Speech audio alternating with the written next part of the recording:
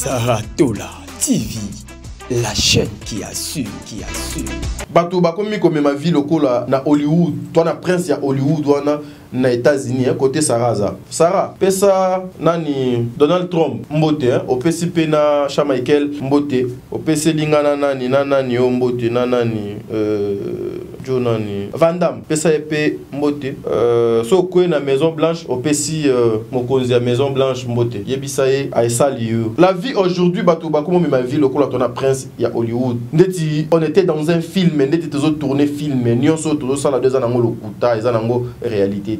Or, tous en a quatre vie, autres salato continue na yango. 21h tout le monde au lit. Bango nyonso babakenda golala. Yango bozo mona lilo ba scandale ezoko salema du jour au jour na poto. Parce que maman yé moko tisi me bali na ndako. Mwana a comprendre o mama do sala ka lobby soki mwana a komi ko pratiquer kama kambo a mama donc a salaki. Et koza faute na été parce que nous là nous sommes les ambassadeurs ya ba famille na biso. Tozali ba ambassadeurs ya bisiko to outi. Tozali ba ambassadeurs ya ba vie ya ba parents na biso parce que tozo ko représenter bango. Aujourd'hui, ebele comment le baké poto baka sériété mais balia poto ba comment landa batuka pona mbongo pona mikanda mais balia poto ba comment kolanda batuka ka pona ba posa moko boye juste pour un temps et puis ba lâcher yo ba sisé yo esili. Mais oui, ils ont raison parce que bobo fanda kanda bango place moko ba comprendre obino bozali votre façon ya ko vivre bomiko sana kabino na bino alors biso lokola tozala ka moi musika eza moi difficile pour okosa pour erio olobaka OK musala na peut-être oko kende no musala te bino bokoma na ba 2 3 4 téléphones. Sarah Tola TV, la chaîne qui assure. Koyeba musala esala kelengi bondi melangai esengeli koyeba ke na occasion ya 4e édition trophée Mwasi ya Talo organisé par ONGD SD magistral et Sika Wapi la journaliste influenceuse et femme entrepreneur congolaise Sarah Tola azwa ki bongo diplôme d'excellence kasi botu na ngazala ki pona nini pona ba émission kitoko oyo asalaka na correspecter déontologie éthique kaka ndenge zalaka notamment émission histoire vraie pe les soso émission parlant du business kasi tango azwa ki trophée oyo Sarah Tola a dédié qui yango na basi nyonso ya Congo na zala qui sélectionné lokola Mwasi ya Talo na média en ligne. Je suis la seule chroniqueuse oyo va remettre la mérite na trophée. Donc ça montre que même si on est dans le bêtise, même si on est dans les clashs, même si on est dans le buzz, mais il faut tous rappeler un côté positif na biso moko ou peut-être ekoki ko sunga yo lobito ekoki ko faire représenter quelque part au vandana ba grande personne avec les grandes dames de na vanda ile donc bokanisi esili tiens lokola azalaka na fondation ezali ko porter kombo na ye Sarah Tola mokolo dimanche 25 décembre 2022 akendaki bongo ko fêter Noël na ba orphelin oyo bazalaka bongo na orphelinat amema situé na quartier 7 de commune Njili esika wapi mama ya bolingo ya motema malamu Sarah Tola abinaki aliaki pe apasaki ba moma ya kitoko elongo na bana oyo ba parents na bango batika bokili ya se kasi muta kopesa bango affection azalaka te basepeli ko fêter na mama ambiance ezalaki ya kosakana te kasi bobosana te ke année passée Sarah Tola elongo na fondation na mobimba babimisaka bongo quelques mama na ba hôpitaux nyonso wana na susi kaka ya kosunga pe kosalisa Sarah Tola walai ndimelanga ke oza ya nzambe mapamoli na nzela na yo basi ya boye nde Kongo za nango posa pona développement ke yo oui. Compte 40 ezali titre nzembo oyo artiste musicien Diego Milito auti kobimisa kasi kokamwa ayembi yango na Sarah Tola oyo nanu ayemba te yoke lokoyo arc-en-ciel le bimi po ekanga mvula elembo nini chéri na ngai otie na motema Chiswaka Patrick nazolela tout les jours. Papa Samuel ya maman Madolelo na Germany. Tala, bon consommer déjà compte 40 pour et ça déjà disponible na marché de disques payé na ba plateforme nyonso boyoka po eza na bakunga danger eza na clip ya qualité musala esalemi kitoko. Ah Diego Milito bayemba kande boye po olakisi expérience ndenge oyembisi Saratola oyo nanu atika koyemba te mais abimisi son ya qualité pe respecter ba note vocale kaka ndenge ezalaka. Ah keyo oui 40 client nanga c'est yo fournisseur quarantaine nanga c'est yo les clous et les marteaux chapelle na bamoupe chrétien repenti confession Gina c'est bolingwa amatu atrike chiswaka. Did somebody say that Majabu Gospel is coming to the United States? Yes, Majabu Gospel is coming to America. Pour la toute première fois, Majabu Gospel aux États-Unis d'Amérique. On the 16th of January, it is happening in Portland, Maine. An amazing, life-changing and epic concert. Et le 23 janvier 2022, bien sûr, à Dallas, Texas. Je peux m'imaginer combien la gloire de Dieu sera présente. For 2022 is gonna be glorious. The whole Majabu Gospel team will be there. And we cannot wait to share this moment with you. Retenez ça très bien. Le 16 janvier 2022, nous sommes à Portland, Maine. Et le 23 janvier 2022, à Dallas, Texas. Invite a friend, save these 2 dates, because you don't want to miss it. And I hope to see you there. Voilà, merci mesdames et messieurs, les abonnés de Saratola Télévision, les abonnés à Top Media Télévision, Mbote Nabino Bisika et Zoami Bino. Ngai ndeko na bino tadi ngalapa et sengozali yanga ya ko présenter bino encore une fois cette émission le code de bonne conduite et le code de bonne conduite émission oizalaka na momesano ya ko memela bino makambo bino bolingaka mingi. Vous êtes sans ignorer depuis la semaine passée collaboratrice nangai madame Saratola depuis la semaine passée azali bongo na mboka ya États-Unis, plus précisément na Washington. Bisika Boni accueilli pour na Oetali makambu ya musala et puis une façon aussi ya ko se détendre mwandambu, une façon ya ko élargir encore ba makanisi nae. Voilà pourquoi Azoko passé vraiment séjour Yamalamu. Aujourd'hui, lorsque je parlais avec elle, après si le maire fan Mbote, le maire abonné Mbote, Mbote, Yepe Alingakabino Mbote. Je pense que vous voyez, après cette émission, nous allons faire une émission en direct. Il y a États-Unis, na Washington, parce que normalement, elle devrait aller à New York.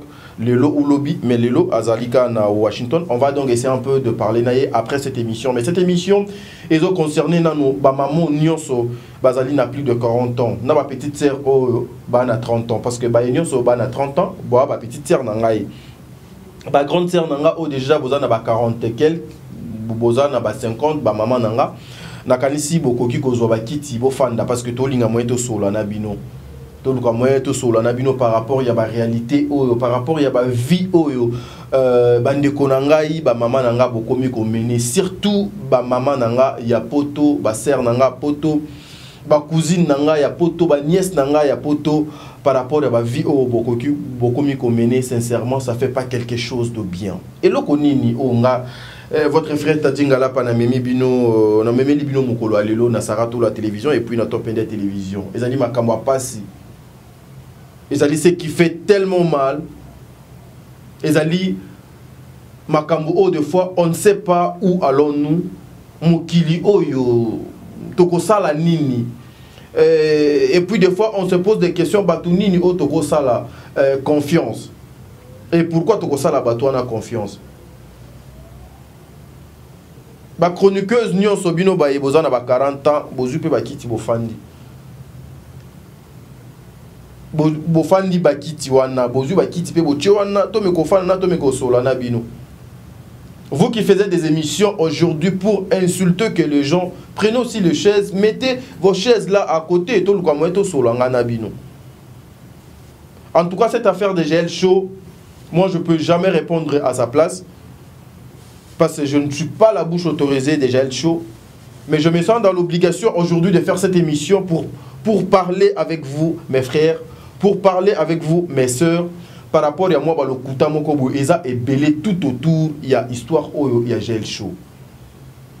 Moi, j'avais reçu GL Show na plateau Oyo avec ma consoeur Sarah Tola. Nous avons fait rien que notre émission, Tosuki Wana. Le reste de Makambo, ça ne concernait pas ni Ngaï, ni Sarah, ni de près, ni de loin. Parce que c'est la vie de GL Show. C'est la vie de GL Show. C'est que cette fille, Akutana Nayango, la seule personne à couper sa biso, la bonne version, il y a Makambo d'Akutana Nayango, et Zaline Nzambe.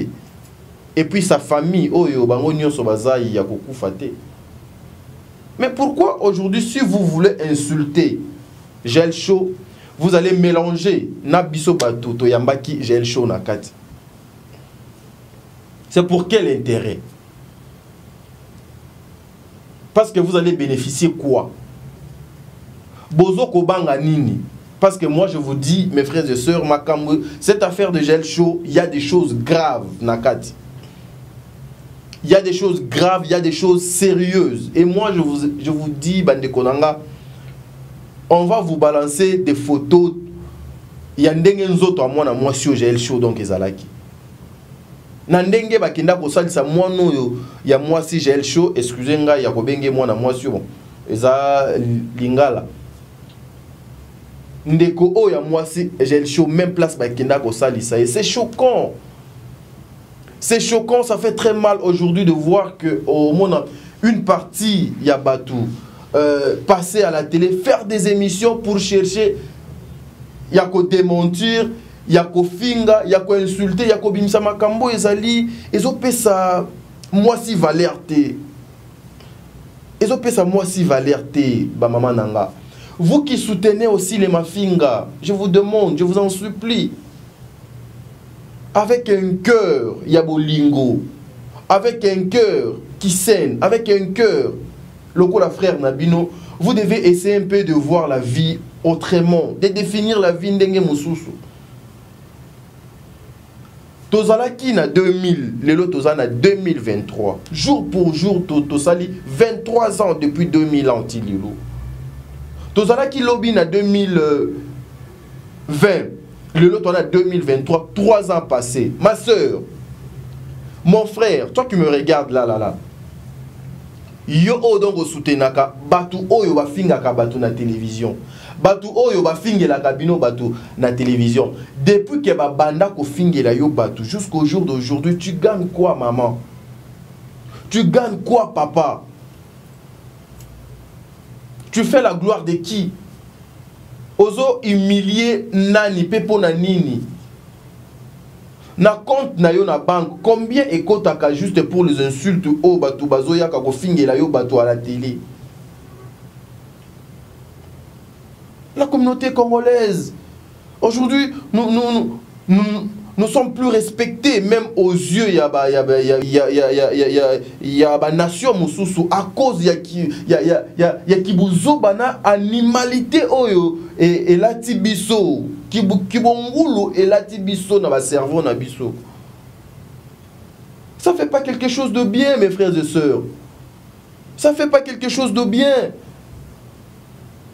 Aujourd'hui, au lieu de voir les femmes, Oyo bazali censé yakosangisa déconstruire, apporter en plus, mais nous voyons des femmes dans de bêtises. Et demain aussi, ce sont de mêmes femmes wana o bazali exposées. Pourquoi? Parce que bazoko serré, bazoko komepe sa kilote, le respect en esaté. Le père, Yamasonge, ezaka diable. Diable, papa ya lokuta, ezaka diable. Moi ça me fait trop mal, maman nanga, de voir que aujourd'hui la femme qui est censée d'apporter la lumière, la femme qui donne la vie, lelo moi si a comment qu'on me met là-bas toujours ba malheur, des problèmes. J'étais ici, nous avons reçu GL Show. Toyambi GL Show avant émission.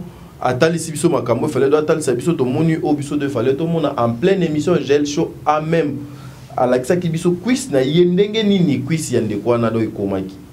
Ndenge nini makambo ezalaki na nzoto na ye ou moi-même je ne pouvais même pas kotala ngo 2 ou 3 fois. Et lelo e botami ba émission netala e belé ba émission ba to bazo ko sala. Limitez juste vos polémiques entre vous, ça se comprend. Mais ezo komati na niveau ya ndetinga na yambaki GL Show na Maman Sarah to yambi GL Show et après. Donc nous là, nous ne sommes pas censés de recevoir Batumo Bouito Tounié Makambo à répondre na ndenge no esengeli. GL Show azana Makambo. Omoni internet o ezika kalate et belé ba okima et belé ba kotubela. Cette fille a beaucoup de choses. Et cette fille a vécu ma vie. Il y a bandeko, il y a oza moi si mais ozo linga o comme ça mon ninga no il sous ya moi c'est ce qui mobile ce qui ndengeni. Elle a vécu des choses oyo même nga nzoto de salanga malili. Ba maman nanga ba ko sa bino te ba e obino bo mona kana ba internet oyo. O bozo benga ka nuit et jour wana obino bo encourager ka po ba finga ka batu. Maman bazali na banzela malamu te. La majorité bazo détruire mœurs. La majorité bazali na mission o les diables atindi bango pona ko bungisa batu belé banzela, ko bungisa batu belé vérité. Mission ya diable na mokili nanu ekokisa mite. Nanu asali ata katikati ya oyo diable atindi yete na sena mabele.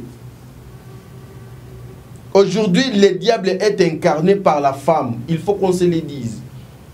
Le diable a côté dans notre moisi, diable a côté na internet, diable a côté na ba téléphone, diable a côté na ba biloko oyo ezo ko attirer parce que la femme aussi attire. Où allons-nous? J'avais vu notre sœur ici, Nani, notre sœur MG30. Après beaucoup des années, après que ça la makambo belé, elle est rentrée en fait à Zongi na raison na makolo ya tata na ye. Mais vous aussi mes frères, tant et anan nous et langa nkolo ezali munene basali baza mokie. Vous pouvez aussi profiter. La femme d'abord, la femme. Ba vraie valeur ya moi si lelo ezoye bana lisusuté. Ba vraie valeur ya moi si lelo et ça bafoué à cause ya bino o nzambe asali bino moi grâce ya koleka kana ba itando ike. Parce que vous influencez batu ebele. Derrière ba buzo bana bino bosala ka derrière makambo bozo ko sala wana vous influencez batu ebele. Mœurs ezobeba. Aujourd'hui la communauté congolaise, même une émission comme ça, analyse boye ongana ko sala bien lisolo ongana zo betana bino conseil ongana to ko partager ma cantine bino. Mais vous allez voir cette émission et vous en avez vu mokier. Il y a peu de personnes qui prendront cette émission pour nous partager en nous. Mais si vous avez une émission il y a bêtises ah on a zo finga mutu moko boye a makasi mele et ça grave. Au monde na ba kotiango na ba page ba misusu ba kotiango na ba TikTok na ba Instagram na ba réseaux sociaux nyonso ba kopanza ngo parce que ba finga ki mutu. Pourquoi nous sommes seulement derrière babuzoba? To bénéficier ka nini na sima ya buzoba obiso to encourageaka to zwaka nini intérêt na bino ezalaka nini maman aujourd'hui. Parce que moi, je parle avec mes mamans. Je vous dois du respect. Aujourd'hui, vous pouvez accepter de rester dans la télévision avec vos enfants. Bozo kolanda ba insulte. Oh yo bande kona biso oh il y a réseaux sociaux bazo memela biso. Vous pouvez suivre des émissions comme ça avec vos enfants. Mais ce sont des émissions que vous soutenez aussi. Ce sont des émissions Oyo et récolte kaba vu et belé na YouTube. la femme qui bon moutouya moi si ezali sous-sauté. Je voulais dire aussi quelque chose pour Nabande Konabiso ya poto, ba maman Nabiso ya poto. Maman, la vie n'est pas seulement en Europe, en Amérique ou en Asie. Au Congo ici, il y a la vie. Il y a la vie ici. Il y a la vie. Ici au Congo, il y a la vie. Bien que la conjoncture de Yambo Kezali Malamute et c'est Koufakala. Mais au moins, vie à Ezali, toujours vivre, toujours là, toujours là, muka attendre na passé, toujours kofanda. Le bon Dieu vous a fait grâce, maman, ma soeur. Tu te retrouves aujourd'hui dans Mboka, il y a loi. Mboka o makambunyo se zalaka structuré, ordonné, orienté, classé. Na Mboka bapaya. Mais vous allez vous permettre de vous mettre derrière Bato Obakoluka pour détruire yo lobby. Il y a une vidéo que je ne m'irai pas au Tchango pour la Katanga, la monétisation, ba avertissement na YouTube. Mais moi je me demande, bande konanga poto abasi, niveau ya poso nzoto nini obino bozala kana yango, oyo bokoma koluka ko se ridiculiser et pas ya bateau des fois même ba mérita kabinoté. Et loko nini et soit kabino na nzoto en fait. Et loko nini et ça la kabino obokoki ko se maîtriser té. Et dans la canini. Aujourd'hui, le scandale est belé et ça les manakin chassa awa. Et zali ba maman na biso poto. Ba maman na biso poto. Oza na poto mais ozo makanisi nyonso otika na Kinshasa buzo ba nyonso na Kinshasa.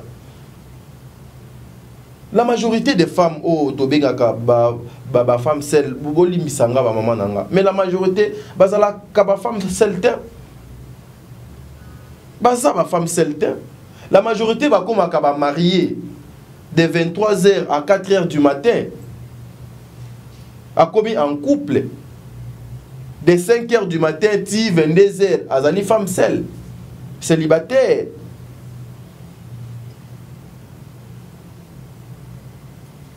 Maman, tu as des enfants aussi. Tu as une famille aussi. Même à ta pour nous autres, yokande bobolo bakakyo. Et si la kanangote, ata basali de l'eau et komamaka na elongité. Mais même à ta pour na respect ya bana o yo ozobota. Même à ta pour na respect ya famille na yo. Beaucoup qui commis sa kiloté. Aujourd'hui, nous avons beaucoup de filles que des femmes.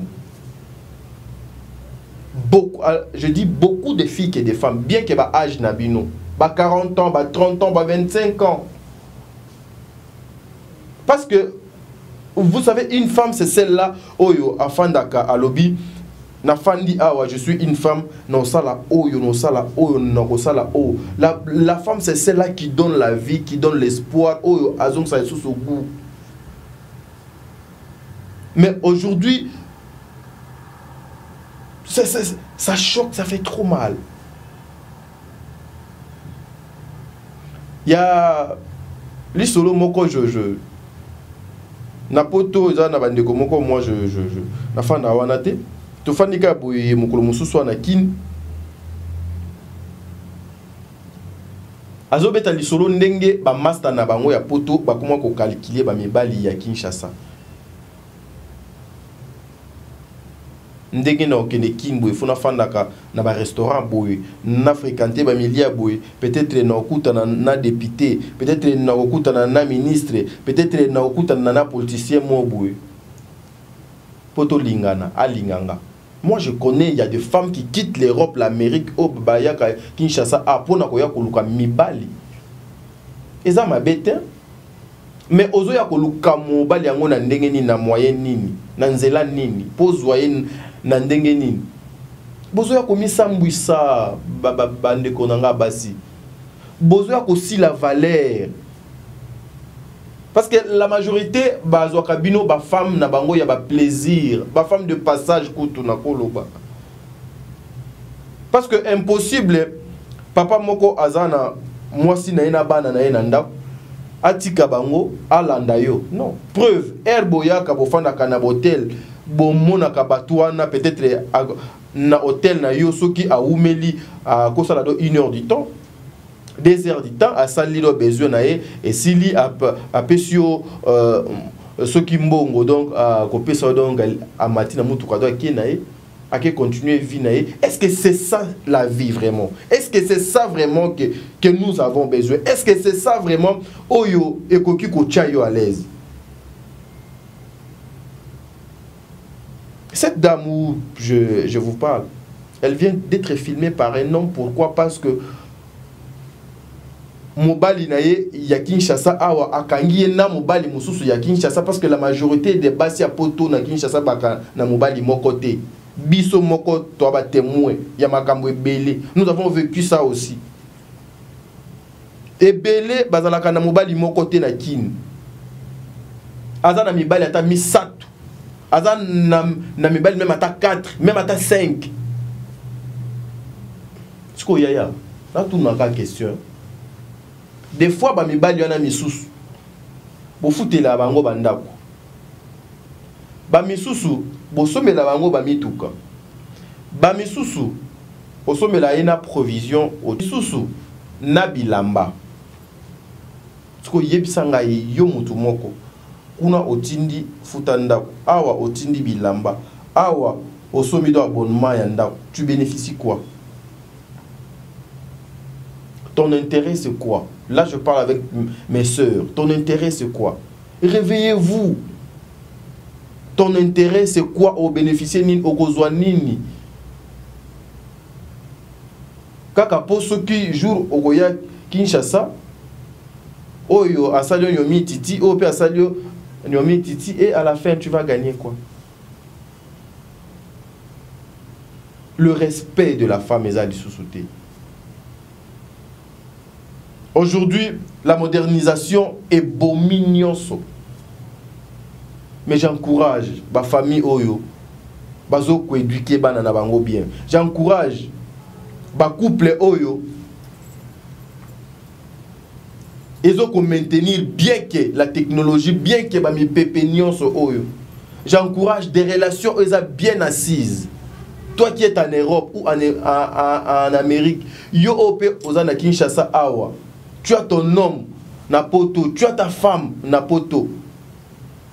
J'encourage ba union so ba relation na bango ezali et fandi bien sur de bonnes causes. Ils ont bien défini bolingo na bango. Je vous encourage. Il y a quelque chose où vous oubliez. Aux yeux de tout le monde, lorsque Ozo ko apparaître Kende Nazawa, je suis une femme seule. Nasala kamakamwana te nazala mobali te enga kutu ba jeune et les kate. Mais à 23h, il y a un monsieur qui vient dormir chez toi. À 23h, il y a un monsieur qui vient pour passer toute une nuit avec toi et sortir à 4h du matin chez toi. Boko sa banane. Bomiko sa kabino moko.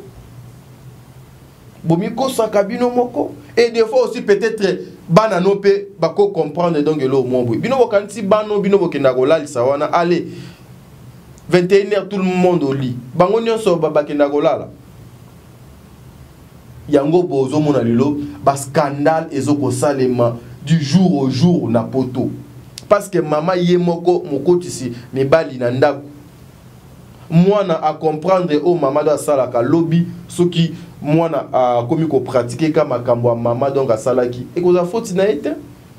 Parce que nous là nous sommes les ambassadeurs ya ba famille na biso.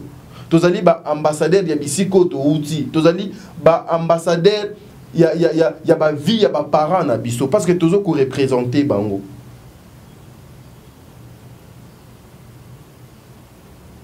La femme. Jour ka beaucoup yé ba vraie valeur na bino. Je pense que les hommes ba ko cesser ko traiter bino loko la ba 7e bête.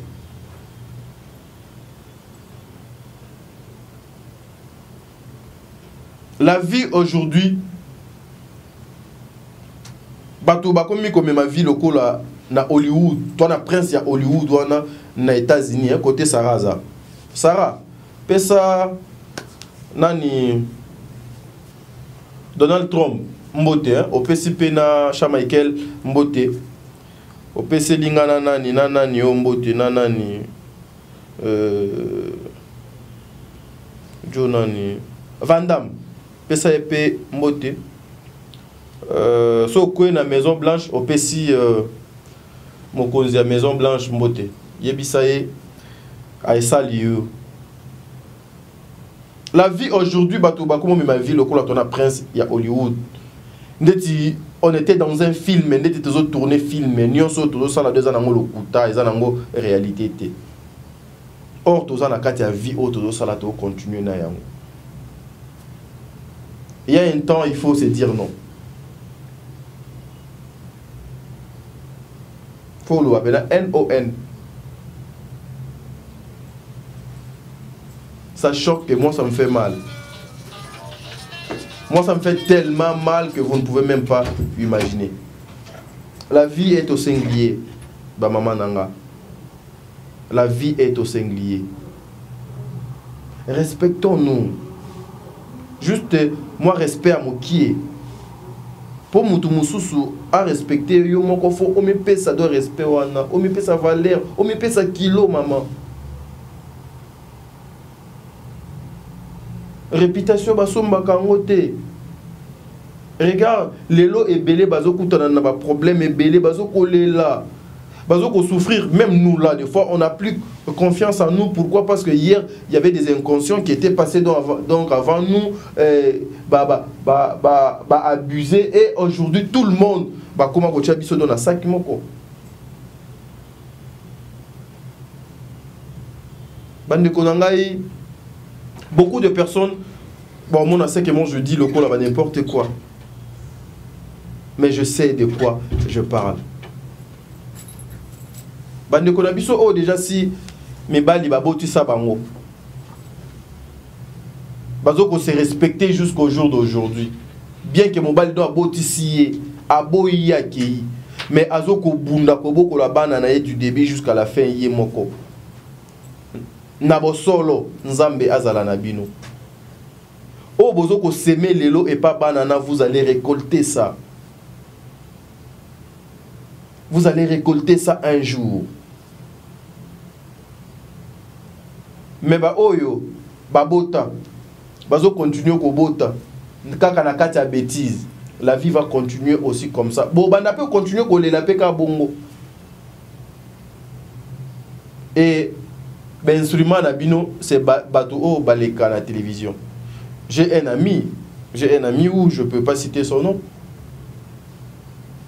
Afandi plus de 2 ans avec une femme au Dafandaka en Europe. Moi je suis en Afandaka en Europe. Mon ninga nangana ayebi que moi je suis en azana bana mibale. Nzambe asali grâce et puis ba écoute na Kinshasa nga moko nazala témoin na kinda nazu na démarrer voiture bon yanga ite voiture frère Gédéon donc edanga na ke nazu voiture na kezwa ndekwana moi si tina aéroport ba sala demande ya mariage na aéroport na présence nanga demande ya mariage mais mastana anakin azoko se sacrifier na ndenge moko impossible parce que l'attendez moi si nanga ya to fanda na ye to sala vie na biso ensemble to continuer vie na biso le col a déjà elle a des enfants je t'accepte avec les 2 enfants mais elle arrive ici du coup le col a kama kamwango donc nzambe 99 ezalaka pona moyibi jour mo ezala pona nzambe 100e jour do yaki okoka et Mastana doit découvrir que c'était une mère qui avait 6 enfants s'il vous plaît 6 donc moi comme balemi ça tout tina 6 bana et 6 bana doit sonner ma belle 6 enfants s'il vous plaît mais ce qui Masana bandi ko se plaindre modèle azou ande kwana moi si bandaka ko sale pas noko wana impossible. Aïe ko découvrir 6 enfants s'il vous plaît. Après plusieurs années. Vous cachez vos identités. Pourquoi? Parce que ekosuka kaka ya koyebana. Et erdo ye koyebana. Tu penses que vous continuez dans ndeko wana? Tu penses que vous continuez à vivre naï? Et puis par rapport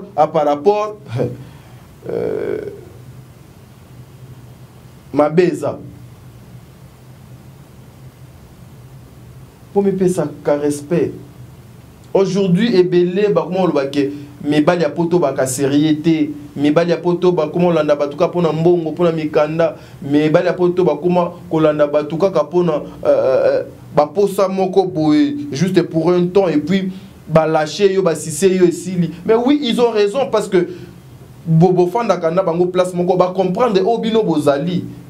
Votre façon ya ko vivre bomikosa na kabino na bino alors biso lokola tozalaka mwa musika eza mwa difficile po okosa po erio olobaka oke musala na peut-être pe okokende no musala te bino bokoma na ba 2 3 4 téléphones. Si qu'on nyonso wana ya tu le fais pour gagner quoi à la fin? Tu comprends pas que c'est un esprit qui est caché derrière ça pour te détruire. Tu comprends pas qu'ils allaient envoûtement oyo aveuglement moko boye oyo ekoti na vie na opona ko nuire yo. Tu comprends pas qu'ils allaient une façon que le diable utilise peut-être pour na ba gloire ya batu misusu na deuxième monde. Ma sœur, il est temps. Ces conseils, je m'aimerais à ce que ekota na banda kuna bino. Bofanda, bosale lango. Et puis, un enfant de Dieu, a koki koza la deuxième femme te. Enfant de Dieu. Azalaka deuxième femme te. Merci, bon de livre. Azalaka deuxième femme te. Ce que moni mona na nzambe andimi koza la deuxième femme, soit azotula, soit à longoli basé mitro. Soit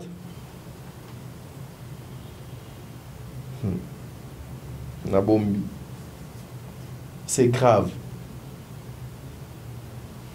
La vie est qui la vie éternelle na sa mokili ezalité, mes frères et sœurs. Towe la nanu bokonza likolo et nyonso ekopé sa melabiso.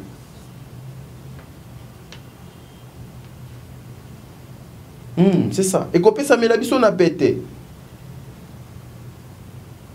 La vie aujourd'hui, les gens regardent seulement du côté positif.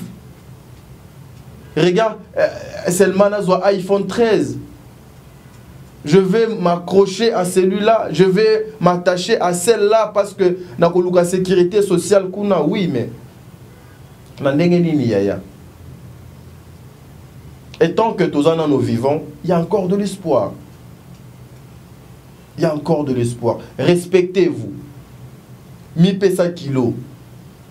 Bako respectez peyo yaya. Sinon, banobo tu soyo kaka bongo nanda kuna yo moko baye ba yo zemi nanda kuna yo moko pe oye obandi pe ko bota pe nanda kuna yo moko tes parents. Ah Seigneur.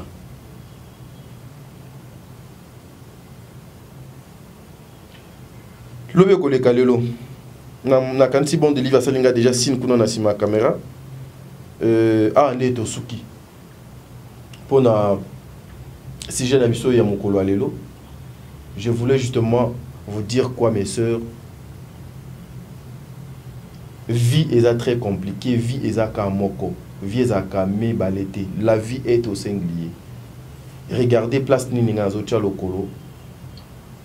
Nani onga nazana besoin na pese motema pe vinanga nani onga nazana besoin na sala na vie ba passer na biso et influencer ka présence na biso te et dominer ngo kotote biso nyoso to na ba passer au peut-être ezali ya malamu te.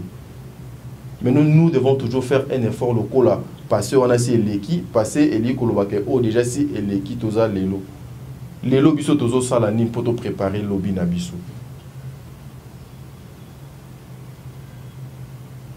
Que le bon Dieu vous bénisse. tolonga na banzela mabe lobe koleka lelo. Merci.